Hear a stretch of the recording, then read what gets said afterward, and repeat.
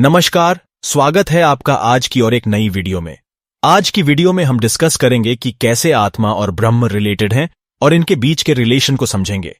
Last कुछ videos में हमने ऑलरेडी ब्रह्म और आत्मा पे चर्चा कर ली है, तो अगर आपने वो वीडियोस नहीं देखी हैं तो मैं आपको सजेस्ट करूंगा कि आप उन्हें जरूर देखें।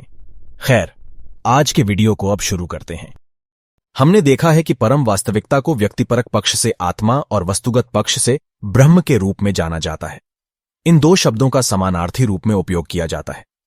ऋषियों ने पाया कि आत्मा और ब्रह्म के रूप में वर्णित परम वास्तविकता विषय और वस्तु दोनों के रूप में मौजूद है, पर उन दोनों से परे है। परम वास्तविकता व्यक्तिगत आत्मा की तरह निश्चित है और सार्वभौमिक प्रकृति की तरह अनंत है।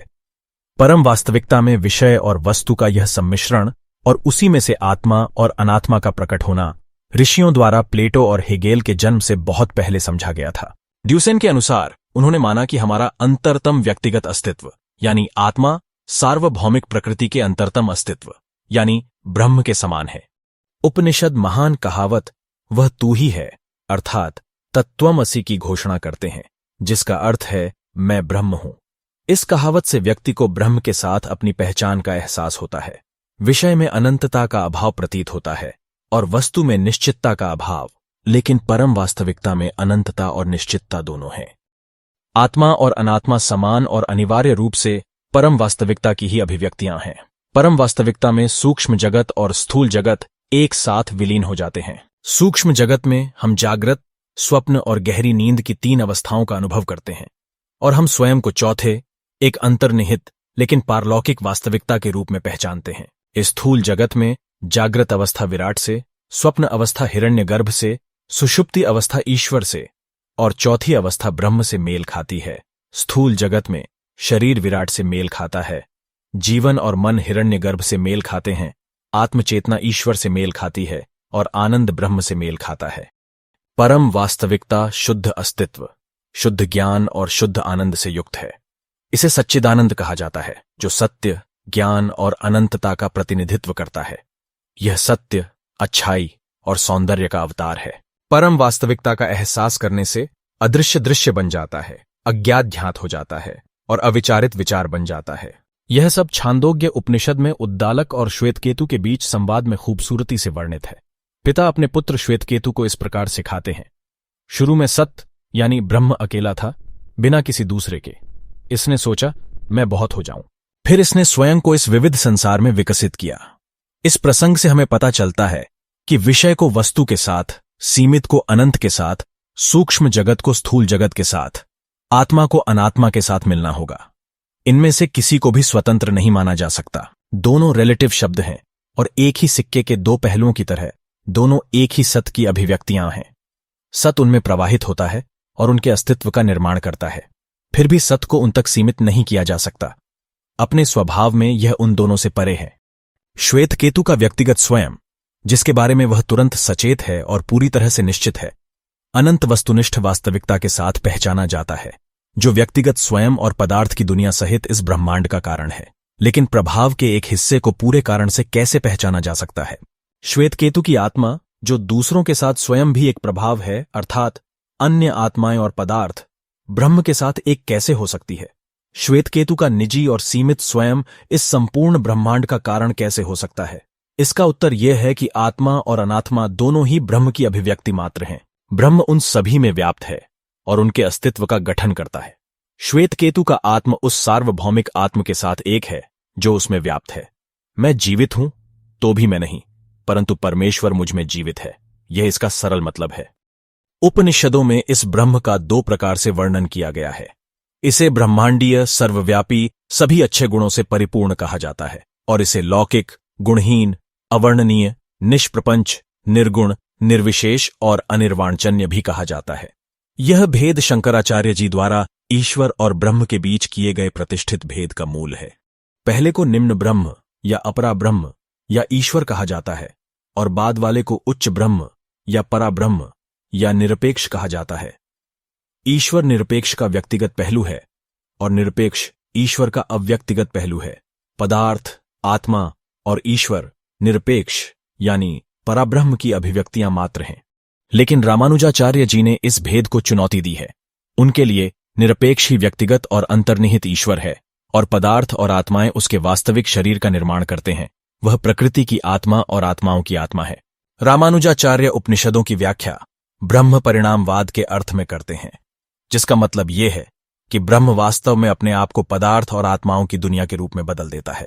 शंकराचार्य उनकी व्याख्या ब्रह्म वैवर्तवाद के अर्थ में करते हैं, जिसका मतलब यह है कि अज्ञान के माध्यम से ब्रह्म वास्तव में पदार्थ और आत्माओं की दुनिया के रूप में प्रकट होता है।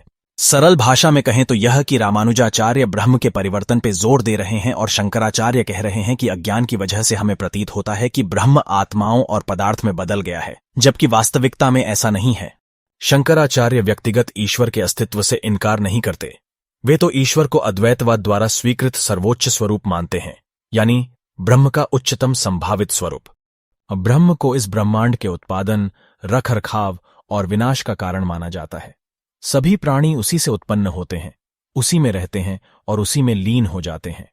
मांडूक्य उपनिषद ब्रह्म को सबका स्वामी, सबका ज्ञाता, सबका आंतरिक नियंत्रक, सबका मूल, सबका अंतिम आश्रय कहता है। जैसे आग से चिंगारी निकलती है, जैसे मिट्टी से मिट्टी के बर्तन बनते हैं, जैसे सोने से सोने के आभूषण बनते हैं, जैसे मकड़ी से मकड़ी का जाला निकलता है, जैसे शरीर से बाल निकलते हैं, जैसे मोती से चमक निकलती है और जैसे वीणा से निकलने वाली संगीतमय ध्वनि निकलती है, उसी तरह पूरी सृष्टि ब्रह्म से उत्पन्न होती है। जैसे कि जब मिट्टी को जान लिया जाता है तो मिट्टी से बनी हर चीज ज्ञात हो जाती है, क्योंकि यह केवल नाम और रूप है, वास्तविकता केवल मिट्टी है। उसी तरह जब ब्रह्म यानी कारण को जाना जाता है तो सब कुछ केवल प्रभाव होने के कारण ज्ञात हो जाता है। प्रभाव केवल नाम और रूप हैं, वास्तविकता केवल ब्रह्म है। बृहदारण्यक उपनिषद में हमें बताया गया है कि प्रकृति ईश्वर का शरीर है और ईश्वर उसकी आत्मा है। पृथ्वी, जल, अग्नि, वायु, सूर्य, चंद्रमा, तारे, आकाश, नदियां, पर्वत, वास्तव में सभी प्राणी, सभी जीवन, सभी इंद्रियां, सभी वाणी, सभी मन भगवान का शरीर है। ईश्वर उन सभी में व्याप्त है और उन्हें भीतर से नियंत्रित करता है और उन्हें एक साथ रखता है। वह उन सबको जानता है, परंतु वे उसे नहीं जानते, क्योंकि शरीर कहां आत्मा को जान सकता है। जो इस अंतर्यामी को जानता है वह आत्मा को जानता है, वेदों को जानता है, समस्त लोकों को जानता है, अर्थात वह सबको जानता है। ईश्वर न केवल प्रकृति की आत्मा है, वह आत्माओं की भी आत्मा है। आत्माएं उसका शरीर हैं और वह उनकी आत्मा है। आत्माएं शरीर के संबंध में आत्माएं हैं, लेकिन ईश्वर के संबंध में वे उसका शरीर बन जाती हैं और वह उनकी आत्मा बन जाता है। जिस प्रकार धुरी और पहिए में तीलियां एक साथ जुड़ी हुई हैं, उसी प्रकार सभी आत्माएं ब्रह्म में एक साथ जुड़ी हुई हैं। जैसे आग से चिंगारी निकलती है, वैसे ही सभी आत्माएं ब्रह्म से ही निकलती हैं।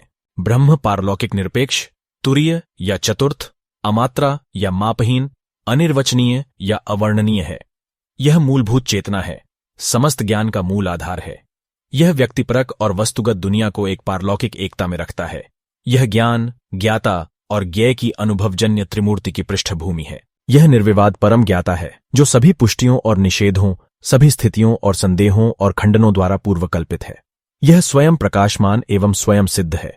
बुद्धि इसे नहीं जान सकती, क्योंकि अंतिम विषय को ज्ञान का विषय नहीं बनाया जा सकता। जैसा कि कांट कहते हैं, किसी वस्तु को जानने के लिए अगर मुझे पूर्व कल्पना करनी है तो मैं ऐसी वस्तु जान ही नहीं सकता। जिससे यह सब ज्ञात होता है उसे कैसे जाना जा सकता है? ज्ञाता को कैसे जाना जा सकता है? मन सहित सारी वाणी उस तक पहुंचने में असमर्थ होकर मुंह फेर लेती है। वहां न आंख जाती है, न वाणी जाती है, न मन जाता है। हम इसे नहीं जान सकते, हम इसे नहीं सिखा सकते। ब्रह्म का सबसे अच्छा वर्णन केवल नकारात्मक वाक्यांशों से किया जा सकता है, हालांकि यह इसके द्वारा नकारा नहीं जाता है।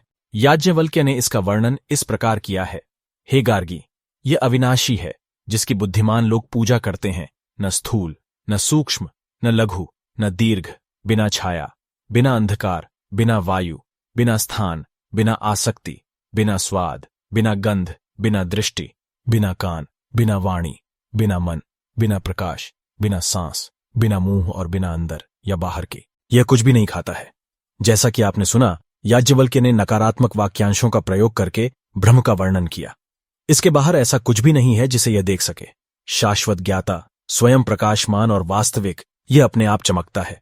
केन उपनिषद में हमें बताया गया है कि जो वाणी से नहीं बोला जा सकता लेकिन जिससे वाणी संभव हो जाती है, वह जो मन द्वारा नहीं सोचा जा सकता लेकिन जिसके द्वारा मन सोचता है, जो आंख से नहीं देखा जा सकता परंतु जिसके द्वारा आंख देखने के लिए बनी है, जो कान से सुना नहीं जा सकता, परंतु जिसके द्वारा कान से सुना जाता है, जो सांस नहीं लेता लेकिन जिससे सांस लेना संभव होता है, उसे ही ब्रह्म जानो।